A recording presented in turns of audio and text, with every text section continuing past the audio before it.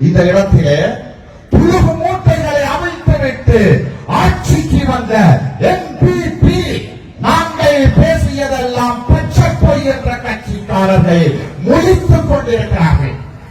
அவர்கள் பல புழுகு மூட்டைகளை அழைத்துவிட்டு தான் ஆட்சிக்கு வந்திருந்தார்கள்.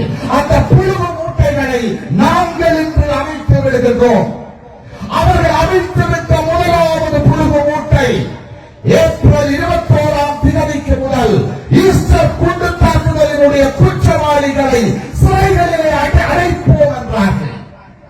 மக்களும் நம்பினார்கள். கேவலம் இன்னமும் விசாரணைகள் கூட ஆரம்பமாகவில்லை. மத்திய வங்கியை கொள்ளையடித்த ரணில் விக்ரமசிங்கவை சிறைக்குள்ளே தள்ளுவோம் என்றார்கள். ஒன்றுமே நடக்கவில்லை. நாட்டை கொள்ளையடித்த ராஜபக்சேக்களை சிறைக்குள் தள்ளுவோம் என்றார்கள். அதுவும் நடக்கவில்லை. ராஜபக்சேக்கள் கொள்ளையடித்த பணத்தை உகண்டாவில் இருந்து கொண்டு வருவோம் என்றார்கள். ஒரு சரத்தை தங்கவெடுக்க முடியவில்லை. மலையக தமிழர்களின் சம்பள பிரச்சனையை தீர்ப்போம் என்றார்கள். ஒரு சதத்தை தன்னம் கூட்டவில்லை. மின் கட்டணத்தை 30% என்றார்கள். அதுவும் பகல் கனவாகிவிட்டது. பயங்கரவாத தடை சட்டத்தை நீக்குவோம் என்றார்கள்.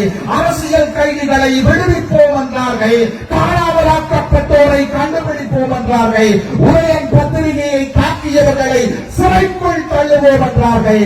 உணவுக்கும் மருந்துக்கும் புத்தகங்களுக்கும் விதிக்கப்பட்ட வரியை நீக்குவோம் என்றார்கள். ஒன்றுமே நடக்கவில்லை.